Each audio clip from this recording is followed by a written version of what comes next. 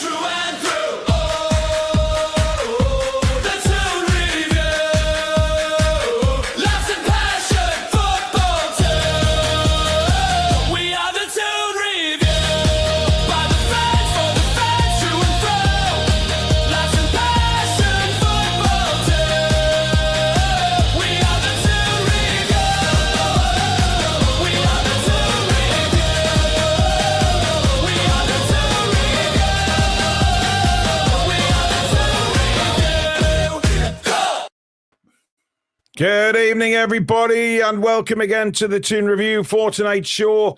As we look back at a point gained, I think, in the Champions League, we'll try and put a bit of a positive spin on it, even though we know, the normal problems are still there, which we will cover.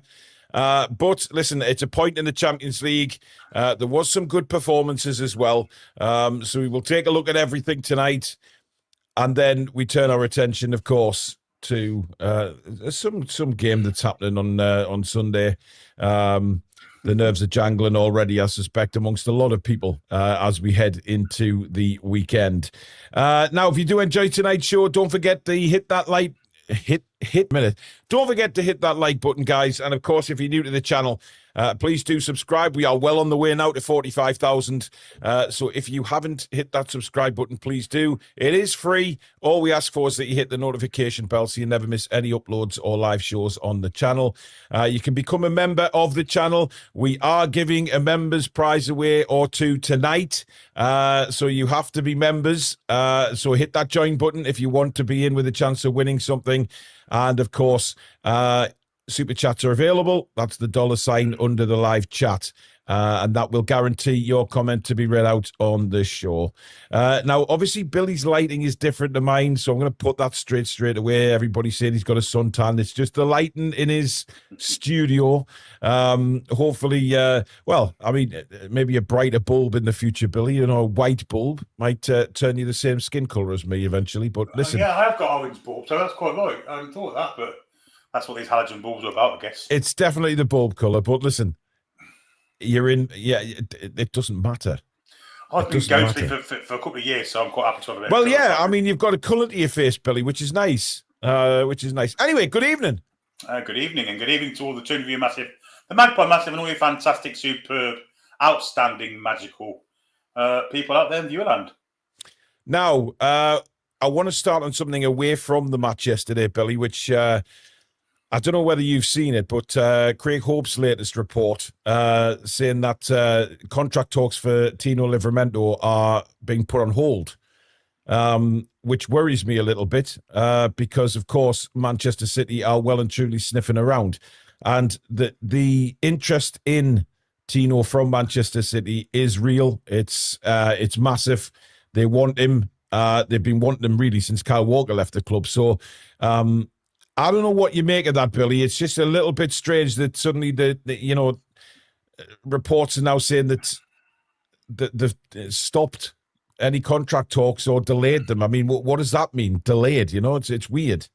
Well, I guess with all the amount of games coming over the next few days and weeks, I guess football needs to be the first thing in his mind and not contract talk. So it might not be anything. He might be reading too much into something that isn't there.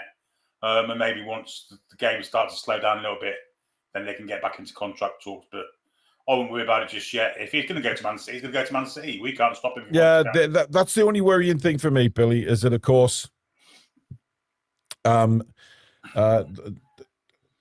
it's the fact that City is sniffing around that bothers me. Well, if he wants to go there, we can hardly stop him, to be honest, can't we? So. Yeah, indeed. A couple of super chats. Toon Steel says Bruno, Willock and Miley are our best in-form midfielders and they deserve to start. 100% Pope and go because Eddie can't help himself and never learns. And Derek says outstanding. Chow pulled Dan Burn out of the shit many times. Well, it's man of the match time, Billy, because we have to put a poll up for man of the match, of course. We each get two players. Yeah. Who's your first one? Anthony Gordon. Yeah. He's never going to win it because he's a figure of hatred, but he was the best player on the pitch last night, folks. Well, yeah, he's frustrating though because he wasn't brilliant first half, but second half he started running at the defender, which he didn't really do in the first, but it was weird. But he was outstanding. Don't get me wrong. I mean, a goal and assist. I mean, what more can the man do? You know what? I'm going to put Aaron Ramsdale. Yep. Because I thought he was excellent yesterday. How are we spelling Aaron? Is it Aaron? AAR, yeah. Aaron. Is that how Aaron's been spelled? Yeah. Or is it A? No, it's AA. It's Alva's plus his middle name, and on his gravestone it's spelled with one A, but it was meant to have two. All right, okay. Right, who's your next one? I'm going to go Lewis Miley. Yeah. I know we're not long. He was only on half an hour or so, but I know, but it's the impact he had, really, isn't it? he was brilliant, wasn't Ron's putting Big Dan Burn. Are you having a laugh? he? Well, it's the usual for me, Billy. Malik Chow. Yeah, He's outstanding again.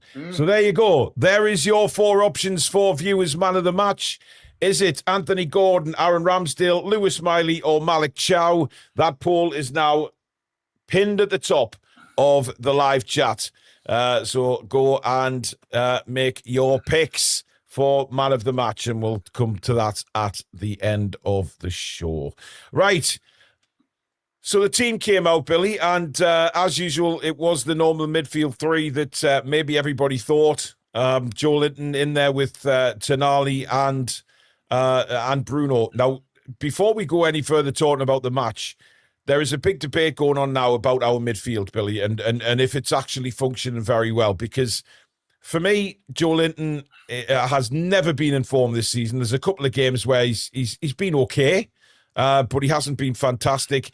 And as for Sandro Tonali, the guy's fallen off a cliff. And he ain't come back up the cliff yet.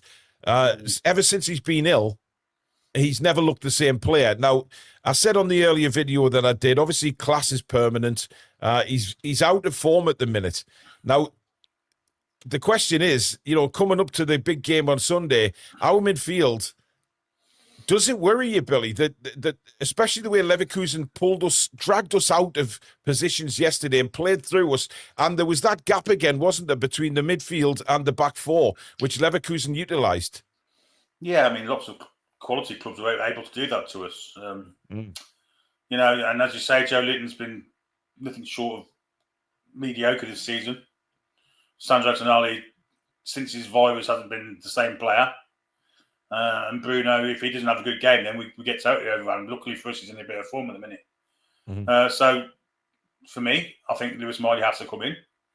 And potentially even Joe Willock for Tonali. So, but if a man's going to be gaining form, then maybe the derby is what he wants. A big game in front of a hostile atmosphere. That could turn it around, couldn't it? That might just be what Tonali needs, I see some a comment there saying, well, he's due to be a dad. Maybe that's... The baby's not born yet. That's... No, that's not a reason. He's been poor since his illness.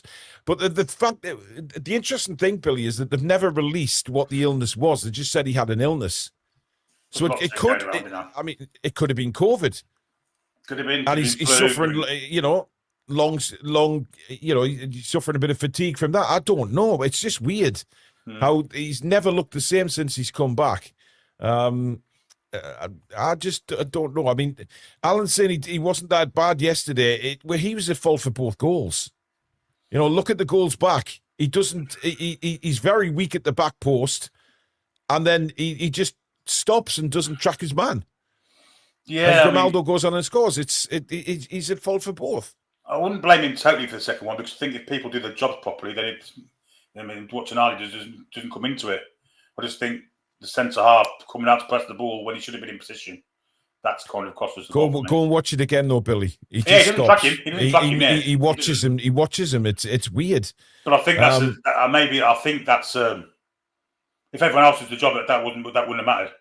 Dan Burn should have stayed in his position as a left-sided centre back and not left a big gap there when he went forward for the ball. And he's done it 1,000 times before. He gets the tracks to the ball like a fly does to light. Yeah. Joe Linton, for me, look, a lot of people were saying that we need Joe Linton in the midfield for his physicality against Sunderland. I've gone totally the opposite now. I think even if he's fit, I mean, look, he's got a groin problem. He may not be fit anyway, but there is no way that he gets in front of Lewis Miley for me. Not in a million years. People talk about the physicality, but we haven't seen it all season. It's never been there. So he's not going to turn up against Sunderland and just click of the finger. You know, he's not. I don't know, Billy. The more time goes on, I just think that maybe he's on the decline now, Joe Linton. Could well be, yeah, could well be. Maybe the injuries have come out to roost, wouldn't you? He's had a lot of injuries. He just seems to get injured every game he plays, and if he's got a good injury, he won't be playing Sunday anyway. But yeah, you know, someone told me that he's going to recover quickly and he's going to be fit to play. But I wouldn't play him personally. No. I think Sunderland will want him to play with the form he's in, and if he is playing, he's a potential red card, isn't he? Well, look, that's the thing for me is the fact that is he going to be quick enough to cope with Sunderland, because he's looked slow, he's looked leggy. I'd prefer Miley in there for me. I think Lewis Miley's earned that right to get the start. I really do. I genuinely think it. And the fact that Joe Linton didn't want to come off yesterday says to me that maybe it's not as bad as everybody thinks, this groin injury, because he was actually annoyed. But look, I don't care how annoyed he was. He was dreadful yesterday. He was absolutely dreadful. The first half, especially, you know, he couldn't put a 2-yard pass together, and we didn't even mention him in the second half in the commentary. So not for me at all. Geordie Revolution is a new member of the channel. Thank you very much. And Newcastle F4Z has gifted 5 memberships. Thank you, incredibly so. Thank you very much for that. And Neza says, who's been a member for 17 months, really worried about Sunday, especially the way we leak goals in the last 10 minutes of a game. 9 times this season so far.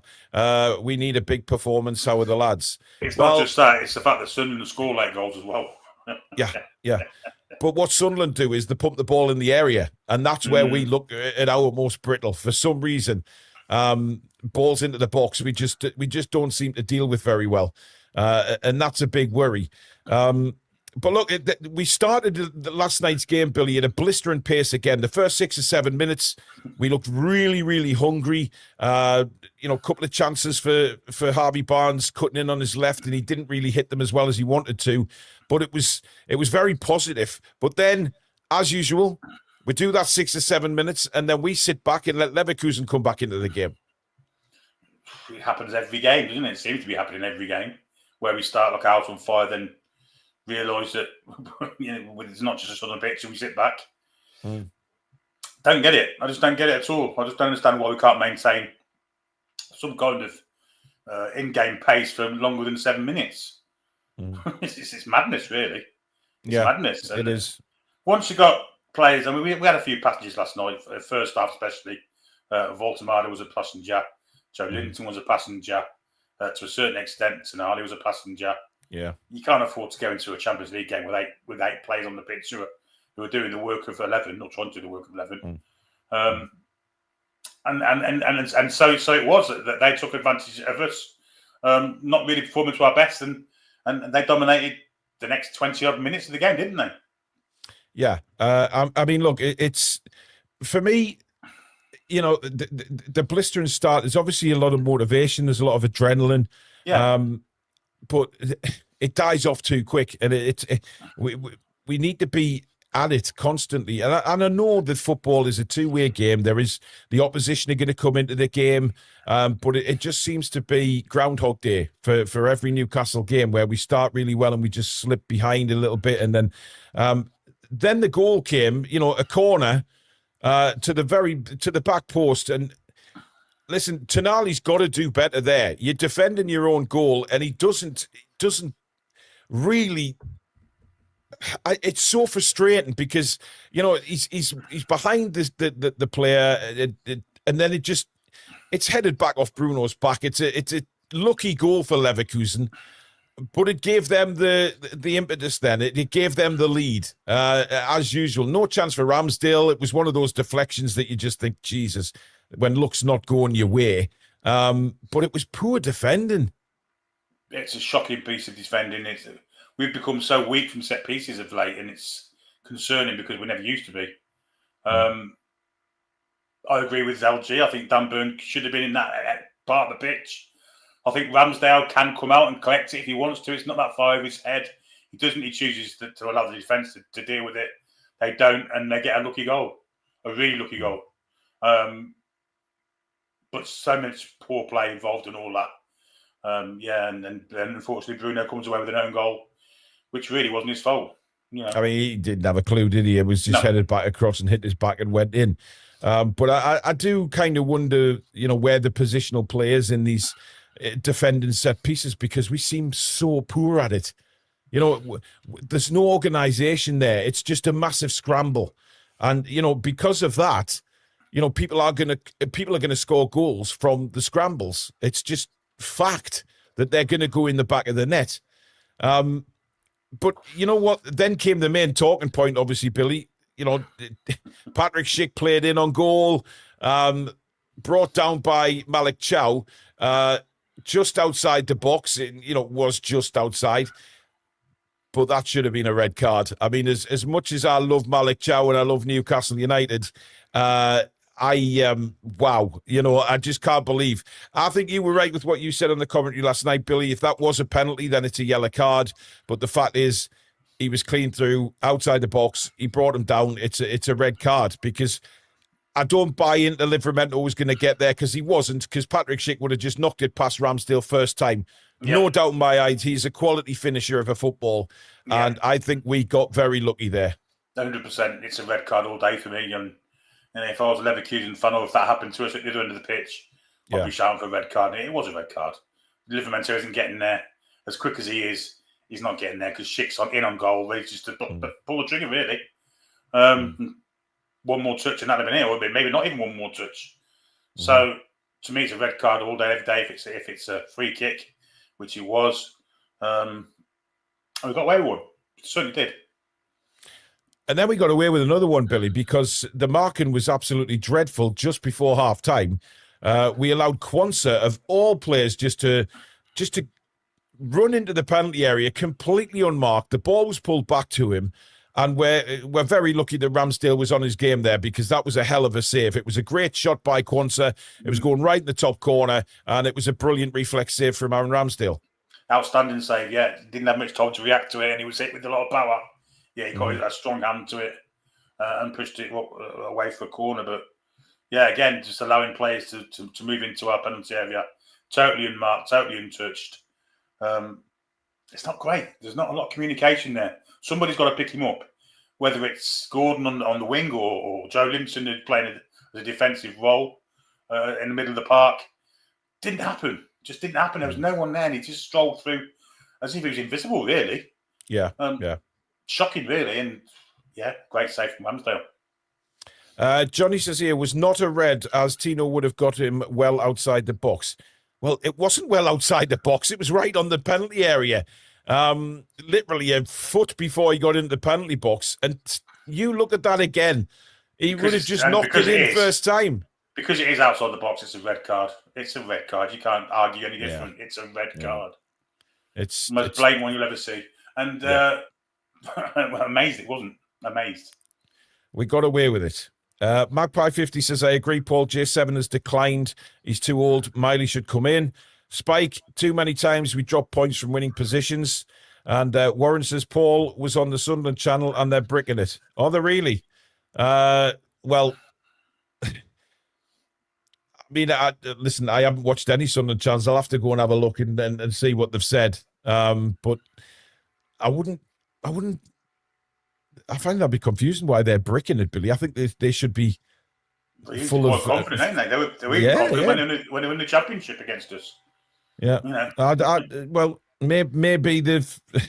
I mean, I don't think the players from Sunderland are bricking it, but I think they're well up for it, to be honest. But as for bricking it, I think that the Sunderland fans will be the same as the Newcastle fans. Very nervous.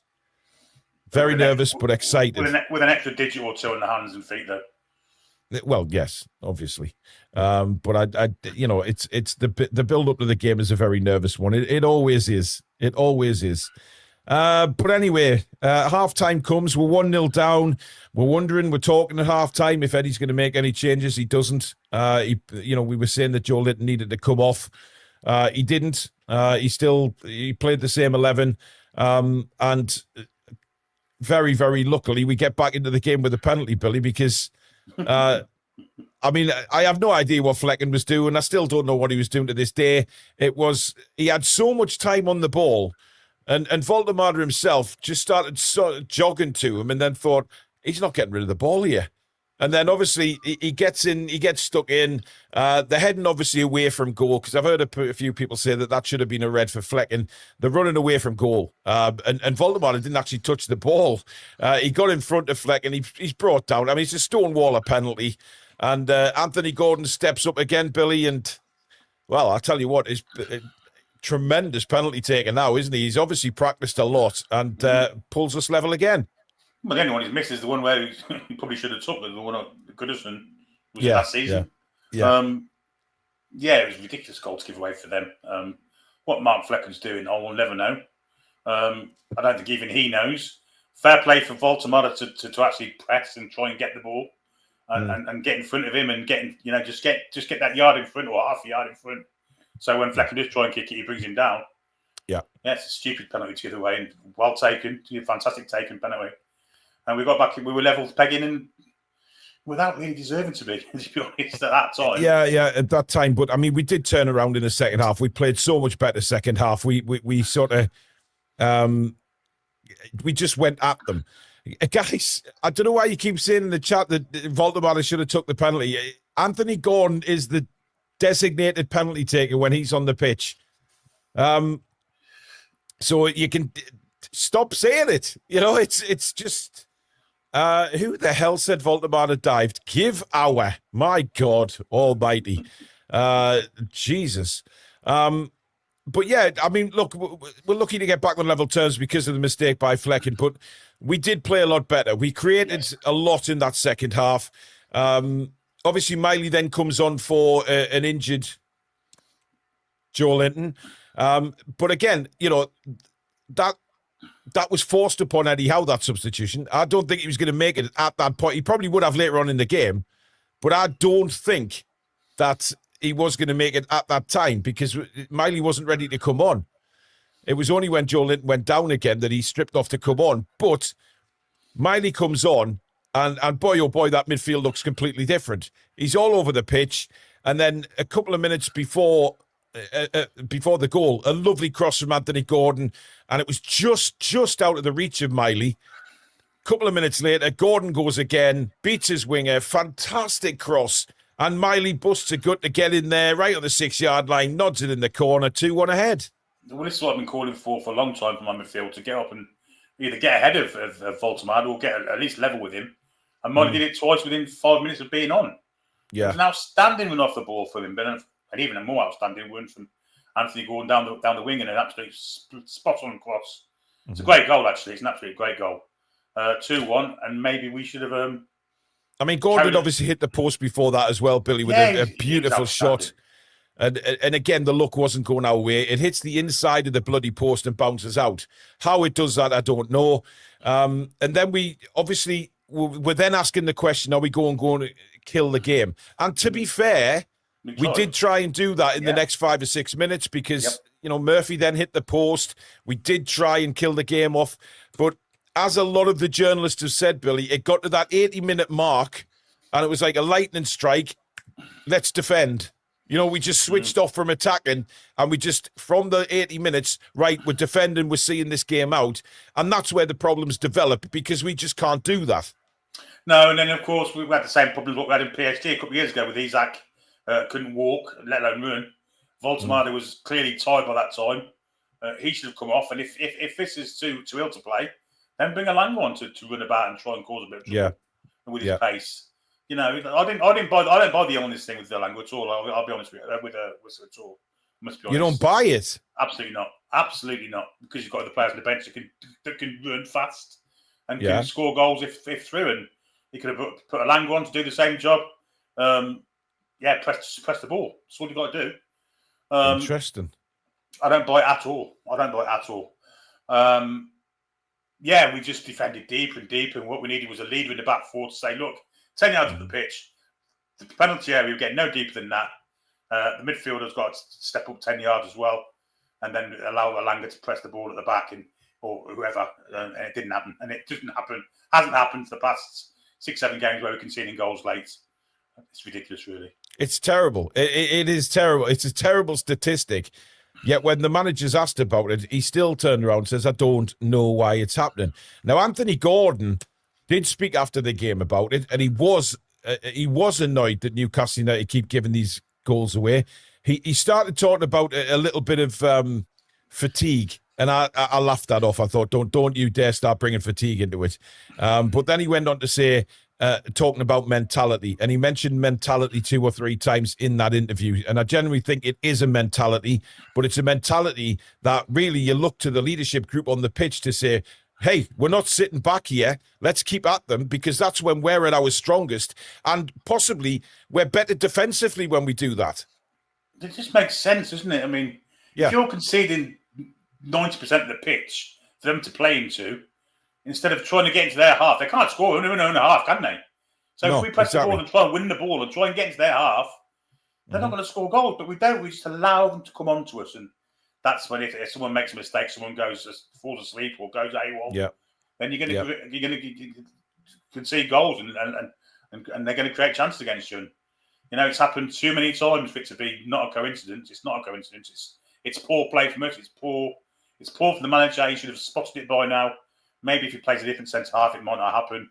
But that's not just to blame one person, because, you know, it's a team thing for me. And just get the pitch 10 yards and don't give them less room to play in. Yeah, it's schoolboy stuff, really is. I mean, the equaliser was a shitter. It really was. I mean, you know, you're letting a player like Grimaldo just run straight through us. Tonali just leaves him. He stops. He watches him just run away from him. A catalogue of stuff. Burn gets dragged out of position. You know, Bruno's making the initial challenge anyway. Yeah. Burn gets pulled out of position, and then Grimaldo just clips it past Ramsdale, and it's 2-2. But it was always coming. You could see that in the last 10 minutes that was going to happen, because we've seen it so much. For me, if Dan Burn doesn't get drawn out the ball like a fly to a light, which he's done on many occasions, he just gets attracted to the ball when it's late in the game. It's madness. If he defends the area he's in a little bit further forward, obviously, that goal doesn't happen. Whether Tonali is found wanting or not, because they don't play the pass, because Dan Burn's ready to intercept it. Yep. Really poor goal to concede. Really poor, and you can't allow players of that quality to do what he did last night and at the end, because that's Champions League football. Yeah. You might get away with it in the Premier League, even though we haven't done. The thing is, you know, all in all, though, if a lot of people said before the game, if we can get a point and just not lose the game, if we win or draw, that's a positive coming away from Leverkusen. Look, they're a very good side, Bayer Leverkusen. They're not playing well this season, right? I will say that. You know, as everybody knows, I follow Leverkusen in the Bundesliga. They're not playing well, and they got beat terribly at the weekend. I mean, it was only 1-0, but it was a completely... I mean, that was an accumulator smasher, because they should have won. They're not playing that well. And the fact of the matter is, you know, we in patches played well last night, certainly second half, no doubt about that. It's a point again towards Champions League qualification. But the fact of the matter is, it maybe should have been 3. And I just hope we don't regret that, you know, because we've got, you know, Paris Saint-Germain next. That is a tough game. Then we've got PSV at home. So there is opportunity there to get qualified. I was hoping we'd finish in the top 8, Billy. I really didn't think auto qualification rather than a playoff match to get through. But it's looking that way now, isn't it? You'd think, unless we can get something in Paris, which, I mean, I'm not kind of holding my breath for. But wouldn't it be typical of us to go to Paris and get something? As strange as that sounds. Yeah, I mean, I'm quite happy with our fullback defending Doué and Dembele if Dembele plays wide, or if Barcola plays wide. It's just if Malik Chow can get himself onto Dembele, maybe, but I don't know. It's going to be a hard game. But if we do get a point there and manage to beat PSV at home, then I think we could well hit that top 8. Yeah. I mean, PSV, the loss last night to Atletico, or 2 nights ago to Atletico Madrid 3-2. Atletico Madrid are a very good side. Then you've obviously got the fact that they beat the stuffed Liverpool at Anfield. But we know that PSV, Liverpool aren't playing that well. But listen, football is a strange game, and we need to get things right and get our house in order, because it's silly little mistakes and mentality that's stopping us having a brilliant season. Because we looked at all those points in the Premier League we've dropped, and we could have been up in second or third fighting for the title. As strange as that sounds, if we hadn't given away so, and I looked at a list earlier on of the minutes that we've conceded late goals. Yep. And it's all 85, 87, 90, 94, 96, 97 minutes. It's so frustrating. Yep, it certainly is. And it's the mentality, like you say, if we're ahead, I think sometimes it's better that we go behind in games, because if we take an early lead, then we start doing that in the 5th, 6th, 7th, 8th, 10th minute, which is ridiculous. In fact, we went behind last night. I think it made us better for a little while. Yeah, that was night and day from the Burnley game. Even though we drew it and we win the Burnley game. Well, we were certainly better. We were certainly a better side in the second half. But Nigel Toon, there it is. Brighton 85th minute, Leverkusen 88, Burnley 94, Spurs 95, Brentford 95, Arsenal 96, West Ham 97, Liverpool 100th. Yeah, it's mental. It is mental, the mentality to switch off like that in the last 10 minutes of a football match. Yeah, it's shocking, in fact.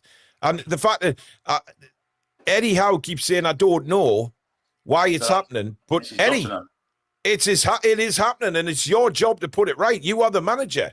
You have to do something to put that right. And stop this mentality of sitting back in the last 10 minutes of a game, including and then moving into injury time. You can't do that anymore. It's as simple as that. We're getting it. Teams will always believe, because they'll look at the stats and think, right, well, we can score at any time against these, but they get nervous towards the end of the game. So I think Eddie was satisfied with the point, and I think I do. The substitution of Murphy for Barnes kind of signified that for me, because Murphy's a better defender than what Elanga is. I think if he'd have brought Elanga, maybe we would have won the game by 2 or 3. We don't know, do we? But he's not prepared to take that chance. He wants to take the safe side first. And well, I'm not saying it cost us last night, because I think, as I say, a point's a fantastic result in Leverkusen. But when you're leading with 7 minutes to go or 5 minutes to go, whatever it was, and you don't end up not winning, you feel like you've lost, don't you? Well, the fact of the matter is, people keep saying, "Oh, Leverkusen are a good side, So are we. Yeah, we are. Why should we look at Leverkusen and say, "Oh, well, fine, we dropped 2 points, but we were against a very good side." But so are Newcastle. And the fact of the matter is that the mentality is to concede late. It's spoiling everything. And it's dropping too many points. It's not just that. It's spoiled just the future games, because teams that play us know that we've got a soft sensor towards the end of the game, and they're going to keep pushing and pushing and pushing. Whereas in the past, they might have thought, "Oh God, these are solid as hell. We're not getting through these." And even if the attitude drops off by 10%, it's harder for them to score. But at this precise moment in time, they know that Newcastle United are shitting themselves when they've got a lead or a level going into the last 5 minutes or so. Yeah, listen, we have a leadership group within that team as well. And I genuinely believe that the leadership group need to step up. Not just the manager, but those leadership players need to step up as well and say, hey, we are not doing this. We are not doing this again. We are too defensively. We need to push up. Get the players up the field. And there has to be some communication there. That may be the problem, because how many of them are playing? Well, Pope isn't. Trippier isn't. Cher isn't. Well, there's rumours Pope will be back on Sunday, but we'll obviously talk about that in the preview tomorrow. A couple more super chats. we got Toon Steel says, if we lose on Sunday, you guys should go straight into a fan forum. Let the ranting and raging commence immediately. Warren says, Klinsman Fokker didn't dive and Wisser has. Warren, I don't know what you're saying. John Green says, dropping 2 points last night cost us 6th place. Yeah. Well, yeah, I really do believe that. Right, before we go into the fan forum, the player ratings, don't forget that we have teamed up with Lineup Builder, who provide our graphics for match days, etc. Big thank you to the guys there. They do have a Lineup Builder quiz as well on their website that is pinned right at the top of the description of the show underneath us. If you want to challenge yourself or your friends or family to some football quizzes, guess the player and football bingo and that type of thing, get yourselves on there, click the link and it will take you there.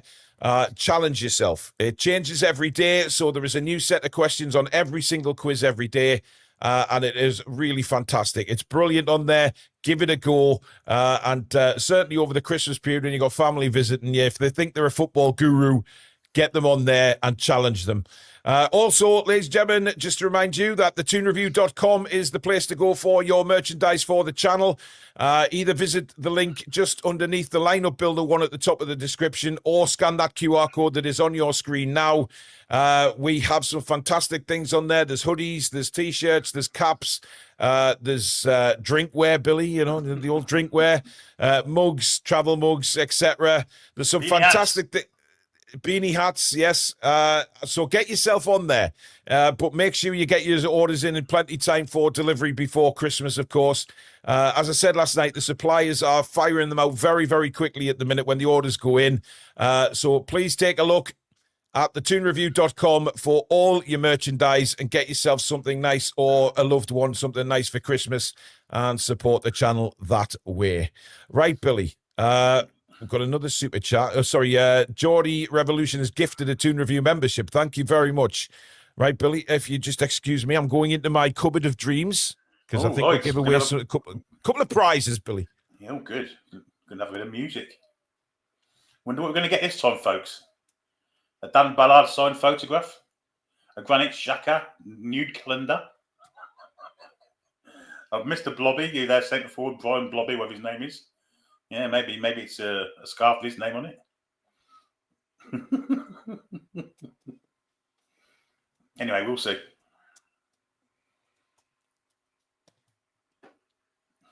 You're like a magician, new trick. Who? You. How's that? Not out. Just show us. The suspenders are killing me. The suspenders are killing you, Billy. Well, I told you to get a bigger size, mate. Hang on a minute. I need to find me little me tool for the giveaways now. Where are we at? Streaming. DB. It's not. Is that it? No, that's not it. People are guessing the thing already, and I think they're quite wrong. What are they guessing, Billy? Well, someone's put hashtag Paul's hairy sack. Oh. How do they know it's hairy? Well, I don't know. You might be a bit of a Mac man, mightn't you? Well, Billy, I can 100% guarantee you that I am not. Anyway, first prize of the night. Remember, these are for members only. You have to be a member to be in it. And the first prize tonight is a man who is very much on form at the moment. A collage of Mr. Anthony Gordon and also signed. Fantastic prize. See his signature in the bottom corner there. This will look fantastic in a frame in your Newcastle United den if you have one, or just on the wall if you have a little homage to Newcastle United. Billy, what would you like the hashtag to be for this one? Hashtag, I mean, people are already guessing, aren't they? Hashtag wizard. Hashtag wizard. There you go. Right, hashtag wizard, folks, all in lowercase. You do have to be a member or the mods will just remove it anyway. You won't win the prize, so it's pointless entering. This is our way of giving back to the members as well. So hashtag wizard for all you members. Get it put in the chat there, and we will pick a winner very, very shortly. And we have a Newcastle United legend one to give away next as well. Some might say that that's a legend one. Well, hopefully will become a legend. And I can't believe LG's gone for it. And he hates him. You what, mate? LG's put LG hashtag which, and he hates him. He hates Anthony Gordon. Yeah, LG, I'm a little puzzled by that. I have to say, Mickey2776, you aren't a member. You will be having your deleted. I don't know why people bother. You know if you're a member or not. Yes. Anyway, Peter Garthwaite says, the point is we should have won with 5 minutes or so to go, and you've got Eddie coming out saying this needs to be addressed, but he hasn't done anything about it. I mean, I can't disagree with that. You know, it's been there for, well, all season, Billy. It's there all season, and the fact is we haven't addressed it. No, if anything, it's getting worse. Yeah, the same bloody thing keeps happening. Yeah. And Spike Milligan has also gifted a Toon Review membership. Thank you very much for that, Spike. Very, very kind. By the way, Spike, if you've got any more goodies to send us to give away as prizes, I'm always open to it, mate, because Spike has provided a lot of these, by the way. In fact, nearly everything that we give away. Spike is a big part of the channel for the giveaways. An absolute legend. He is a lovely, lovely guy, a very kind man as well. So a big thank you to Spike for providing us all of this that we're able to give back to the members. It's an incredible bit of generosity from Spike, and just a lovely, lovely guy. So thank you again, Spike. Much, much appreciated. Grange Toon, you're not a legend. You're not a legend. You're not a member. These people, honestly, I can't even get my words out at times. It's highly annoying. Right, we'll give it a couple more minutes, and then we'll do the winner, and then we'll set the next one away, and then we'll do the player ratings. Billy, how does that sound? That sounds absolutely phenomenal. Phenomenal. Right.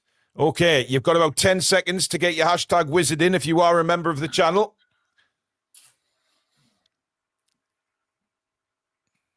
Right, so share screen. Give it to share. Is that on the screen there, Billy? It most certainly is. Okay, right. Let's do it. Let's do the draw to see who is going to win the Anthony Gordon collage. It's not like a midnight radio station there. The winner is Flummoxed. Flummoxed, you have won. Now you need to get in the live chat and tell us that you know you've won before the end of Delia.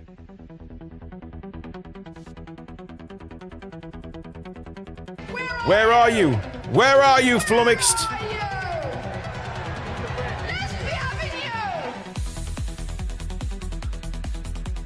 Flummoxed, come on. He was a late entrance as well, so he should be around. Yeah. Yeah, he's there. Flummoxed is there. Well done, my man. Right, Flummoxed, all you need to do, my friend, is send an email to contact.thetoonreview@gmail.com. That's contact.thetoonreview@gmail.com. It's also in the description, round about the middle of it, if you can't remember it. In the subject, put Anthony Gordon collage or Anthony Gordon photo, and the main email, of course, your address, and we will ping that out to you. I will get these out straight away, so you will receive these before Christmas, guys. So the prize that we give away tonight and tomorrow, they'll all be with you before Christmas. I will make sure of that. So well done, Flummoxed. Right. The next one, while we do the player ratings, you can enter this one. This is a real special one. It is David Ginola. Wow. That is a fantastic... I mean, what a player he was for us, Billy. What a guy. It's obviously his autograph, a picture of David Ginola, and that is a wonderful, wonderful prize to give away. One of the legends, Billy, of Newcastle United, undoubtedly. Yeah, absolute great player. What a... on his day. If he was on in the mood, of course, it's worth the admission fee alone. Well, exactly. Right. So I will do the hashtag for this one, Billy. Good. I think we need... Oh, I can. I was going to say something really rude. Yeah. I can swear in French. I can swear in French. Peace flips. Yes.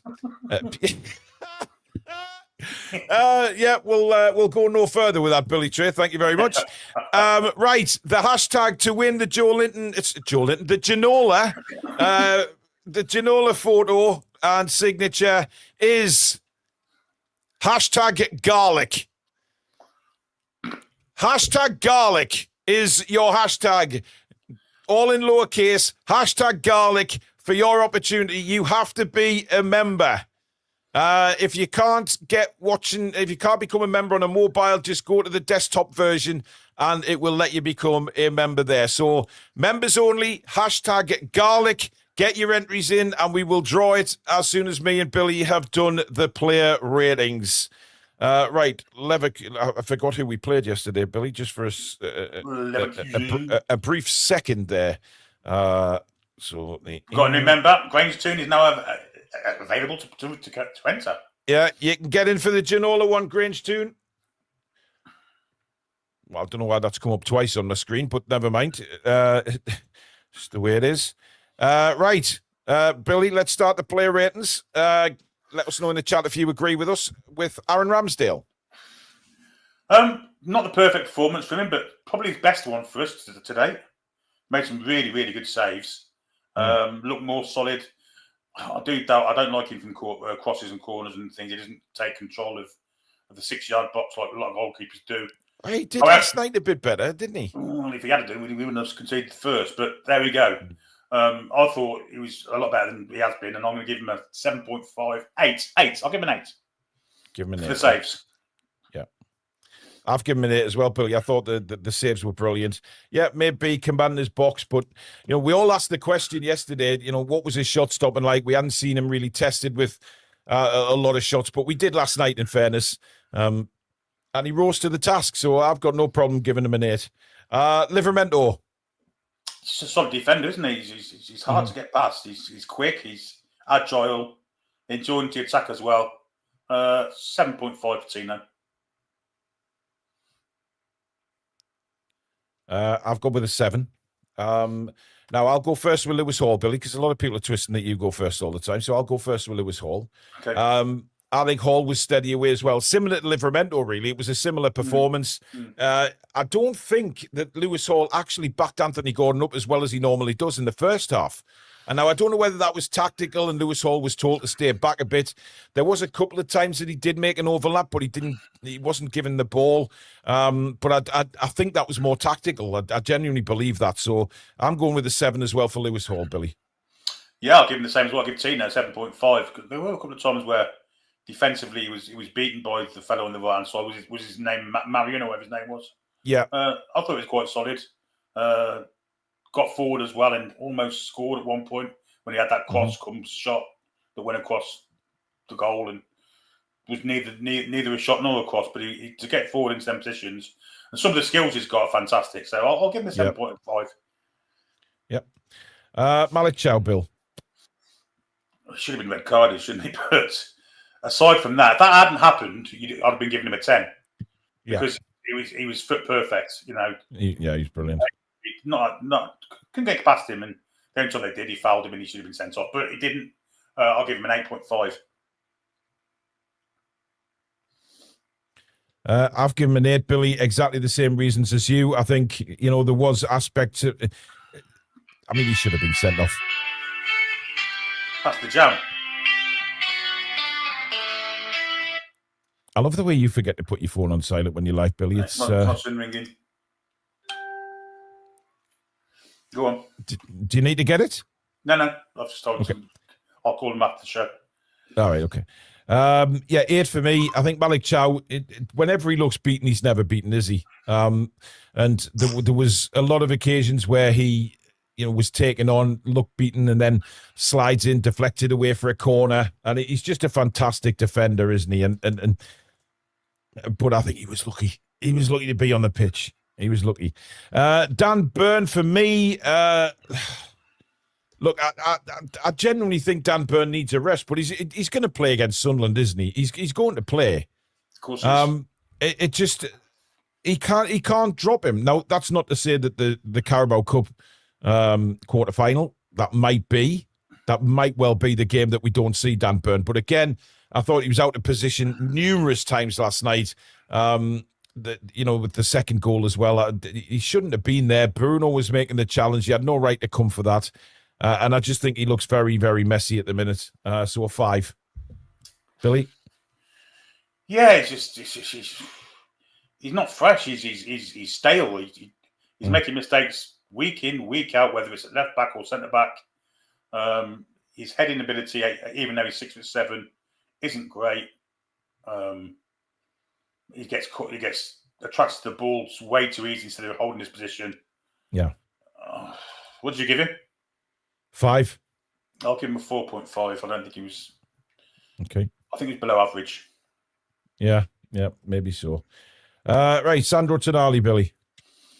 It's very much the same, actually. He just looks like he's missing something. He's lacking that little bit of vitality. Not been great of late. Yeah, and was a bit of a passenger. He did some decent stuff. I'll give him a 5. 5. I hate doing this, but I'm going to give him a 4. I'm not. He's just dropped off a cliff, completely dropped off a cliff. And it's really sad because I love Tonali, but like I say, class is permanent. Class is very permanent, and I think maybe the shot in the arm that he needs is a derby game. Without a shadow of a doubt, he needs a derby game. He needs to get back, and we need to see him at his very best. And hopefully, that kind of red hot attitude or atmosphere, will be there on Sunday, and he will rise to the occasion, so to speak. Are you there, Billy? Billy's disappeared, folks. But anyway, we'll move on to the next player. I'm sure he'll be back in a second. Joe Linton is the next up. And listen, Joe Linton was simply dreadful yesterday. I hate to see him playing like this because he's one of my favourite players. I absolutely love Joe Linton, but is the time now where the decline has started with Big Joe. The physicality's not there. The passing's not there. Literally nothing is there from Joe Linton right now, and it's a major, major problem. I don't believe he should be in the team for Sunday's game. He offers not as much as what Miley does at the minute. So I genuinely believe that we get much more out of Lewis Miley lately. So for Joe Linton, it's a 2. Billy? Oh? Sorry, 1 second. Okay. We'll just wait for Billy to sort things out there. I'll read a few super chats while Billy's sorting stuff out. Ike for Prime Minister said, big difference between last night and the other games we threw away. If we play like that Sunday, the Mackems will get what Everton got. I like your confidence, I have to say. I like your confidence, Ike, but I'm not sure. And of course, there's confirmation Grange Toon is also a new member of the channel. Joe Linton, Billy. Have I missed that? Is that the only one I've missed, Joe Linton? Yeah, I give Tonali a 4. Right. So I've given Joe Linton a 2. Yeah, I'll go in between 4 and 2 because he was dreadful. He was a passenger, and you can't afford to play Champions League games with passengers on your side. And to a certain extent, so was Tonali. So was in the first half. So was a striker. So I'm going to give him a. You give him a 2. I'll give him a 3. Okay. Bruno. Trying to do the work of 3 men, and you know he's our talisman, isn't he? And he's our captain. He's a fantastic captain. And he did help drag us back into the game. I'll give him a 7, Bruno. Yeah, I don't think he was at his brilliant best yesterday. But no. Then again, Billy, when you've got Joe Linton and Tonali not playing very well at all, it's putting a hell of a weight on your shoulders. I agree. And he's trying passes, Joe Linton, he's waiting to receive passes off Joe Linton, and it's either going out to play or straight to a Leverkusen player. I mean, what chance does he have? Yeah, you can't mark him down for the own goal either, Julie. Christ, what chance? No, bloody hell. He didn't even know the ball was there. Julie, that's a 3. Wow, Julie. What did you give him, Bill? 7. 7. Yeah, I think 7's fair. I've gone with a 7 as well. He was trying to gel the team together, in all honesty, and when he's got 2 midfielders playing that poorly alongside him, nah. Julie, that was harsh, man. That was harsh. Harvey Barnes, look, Harvey Barnes, for me, played very well. He was very lively early doors as well. He looked like the main player in that team, along with Lewis Hall, in the first half, who stood out for me. And, had he caught them shots a little bit better, then who knows? I don't mind Harvey cutting in and trying on his left foot. I really don't. And I think, obviously, if Eddie's going to play him a lot on the right, then he needs to improve it with his left foot and not just his right. But I thought he was decent last night. I really do. Maybe a bit more quiet in the second half, but look, all around, I think Harvey's playing really well. I've gone with a 6.5, Billy. He should have had an assist for that fantastic cross that Volton Weather didn't even jump for. What a ball that was, by the way. I thought he did really well. I thought, he did fade as the game went on. But in the first half, especially when we weren't playing well, he was our major threat, I thought. I'll give him a 7.5. I thought he had a good game. Okay. Anthony Gordon, Bill. I thought he was our best player. I really do. And even in the first half, when he wasn't taking his defender on and was cutting his side, he was always trying to get us pushed forward, and really enjoyed his performance, like he did against Spurs, like he did against Burnley. He's looking like back to his old self again. 9 for me. 9 for me. Yeah. Forward. Yeah, I think 9's fair, Billy, because if he'd done a little bit more in the first half, I think it would have been a 10. Yeah. And I think he did try in the first half, but he wasn't going direct against the defender. And I think that's what he did better in the second half. He put 2 wonderful balls in. One, obviously, Miley scored from. He converted the penalty. He hit the post. His second half performance was blistering. But for me, he doesn't get a 10 because he wasn't really as good in the first half. He just wasn't showing that kind of get up and go towards the fullback, but outstanding performance.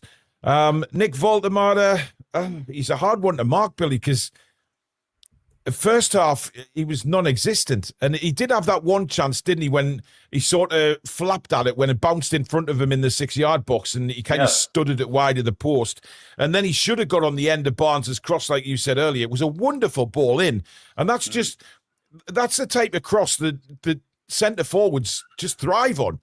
I mean, I know I'm going back, but Shearer would have buried that. Yes, that was just the type of ball that Shearer thrived on. And that sort of indicates that Voldemar is not the out-and-out striker that maybe a Wisser is or someone like that, but he did get better second half. He started to link up a lot better. He won us the penalty, of course, by closing the goalkeeper down. But it wasn't I don't know, it wasn't great from Nick. But, again, we're having to rely on him a lot of the time. 6 for me. Billy? I think he needs a rest. I do, honestly. He looks flat as a fart. Needs a rest. Needs a game off, sat on the bench watching, coming on for 10 minutes to go, something like that. Yeah. Yeah, second half performance was way better than the first. First half, I'd probably give him a 2. Second half, a 7. Somewhere in between, 5. 5, okay. Right, first substitute on, of course, was Lewis Miley. Billy? I thought he was phenomenal when he came on. Yeah. I've been calling for midfielders to get up and support the striker, and he did that twice. Scored a great goal, great header. It's not just that; it's the calm he brings to the game, and never fazed when he's got the ball. Always wants the ball. Rarely gives it away. I'm going to give him a 9, despite him only playing for half an hour. That's exactly what I've given Billy, a 9. I thought he was outstanding. He changed the dynamic of the midfield. We looked a lot stronger when he came on. We weren't getting bossed around, because I thought Leverkusen, they had complete control of that midfield until Miley came on. Miley plays really well with Bruno. They've got a fantastic understanding, those two. And it just shored things up a little bit. It really did. And then, of course, his goal was just superb. To the fact that he, a couple of minutes before he scored, just missed that opportunity, but then goes in again. I mean, that's his maturity is well beyond his years. Absolutely amazing performance. Who was next on? Jacob Murphy. Yeah, he did. Yeah, come on. Are you going or am I going? Yeah, I'm going. He hit the post, didn't he? He did. He did hit the post. He put a couple of crosses in. I mean, he was a bit more lively than we've seen Murphy. I'll go with a 6, Billy. That's fair enough. I felt he's better than what he's been of late. I probably wouldn't have brought him on. I'd have probably gone with Elanga for more attacking Elanga, threat. yeah. But I think Eddie Howe was kind of using him because defensively he's quite good. I think what you said is fair. I think 6 is fair. Again, hitting the post, unbelievable. Yeah, it was a great effort. It seemed to hit exactly the same place that Gordon's did. It must have, because it bounced straight out. 4 times in the past 3 games, I think we've hit the inside of the post and they've all bounced out. That's ridiculous. It was unbelievable. It was a real shitter. Right, we're not going to mark Ramsey and Wissa, obviously, because we're not marking a minute. Eddie Howe gave Wissa 111. No, he didn't. Sorry, I'm misreading it. Ill. Billy and his conspiracy theories again. You're not convinced, are you? Absolutely not. No. If you've got someone that's ill with virus, why haven't we around the team? Why haven't sat around on the bench? Well, this is what I did question, and I asked this in the earlier video that I did, and I think, maybe Wissa wanted to be there around the team and there for support. But then again, you've made a good point there, Billy, which has made me think, why would you have somebody that's got an illness around the dressing room when you've got so many important games coming up? You'd keep them away, wouldn't you? I mean, that's a very good point, actually. When Eddie Howe comes on and says, we've got 6 or 7 out with flu, what are you going to be thinking? Yeah, that's I never thought of that, That's a good point, Billy. That's a very good point. Nothing wrong with him. Right, Eddie Howe then, Bill. Hard to mark. Yeah, because I would have been happy with a 7, with a point. Sorry, with a 7. Mm-hmm. I'd been happy with the point for the game started. 7. However, we should have won the game, I think, and I think. Yeah, I'm not sure his subs helped us. I think we needed to make Wissa earlier, despite his fucking chronic illness that he's meant to have. Well, some people are saying in the chat, could it have been the shits? I mean, that's still, the rest of the whole squad getting the shits. No, absolutely not. Because that dehydrates you. That puts a load of problems on us again for Sunday, doesn't it? Yeah, I'm gonna give Eddie a middle of the road 5. Yeah, I agree with that. I've gone 5 as well. I think the subs were weird. Strange substitutions. I think I'm convinced that Miley wouldn't have come on when he did because of the injury. I think Miley would have come on a bit later on, but Joe Linton didn't want to come off. I mean, crazy. And I would have brought Elanga on because I did say through the commentary, Billy, that I would love to see Elanga go at Grimaldo and give it a go. But, it wasn't to be. So 5 for me for Eddie Howe as well. Thank you, everybody, for putting your scores in the chat. I think a lot of them agreed with us, to be honest. George makes a great point there. They all get the shits after 85 minutes. Absolutely. Maybe they've got to stop having Vindaloo as the pre-match meal. Maybe that's got something to do with it. Yeah, maybe. Derek with a super chat. Thank you, Derek. And Spike with another one saying, how's subs on too late? Well, I mean, the Ramsey, I didn't understand bringing Ramsey and Wissa on. It made no sense at all. I mean, yeah, but the time's going to get added on anyway. It's weird. When everybody says that he's bringing him on to waste a bit of time, but the referee adds that substitute time on at the end, and we know how brittle we are. It's a bit madness. Right, let's do the draw for the David Ginola. The hashtag was, of course, #garlic.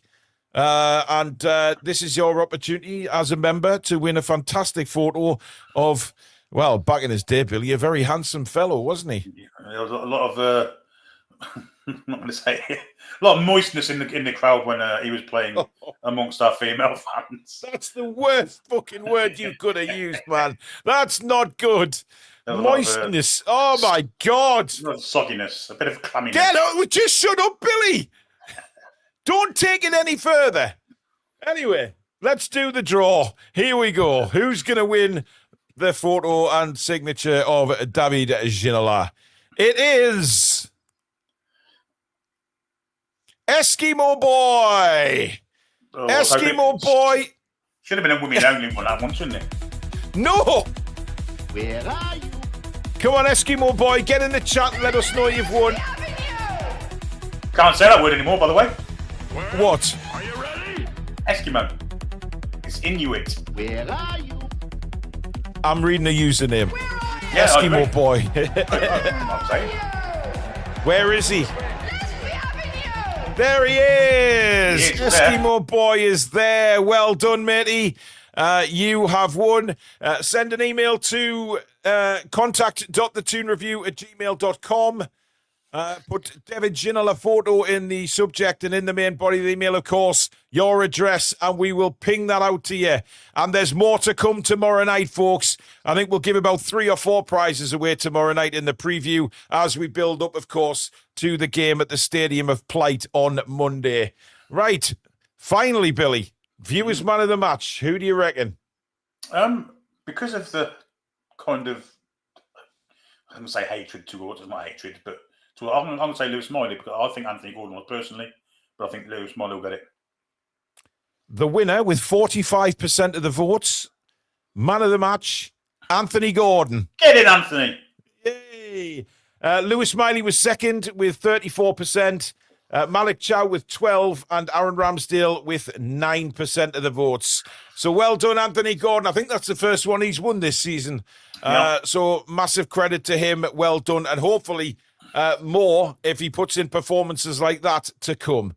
But now that's it. It's gone. It's now all attention to Sunday. I am back in the morning at 10 o'clock.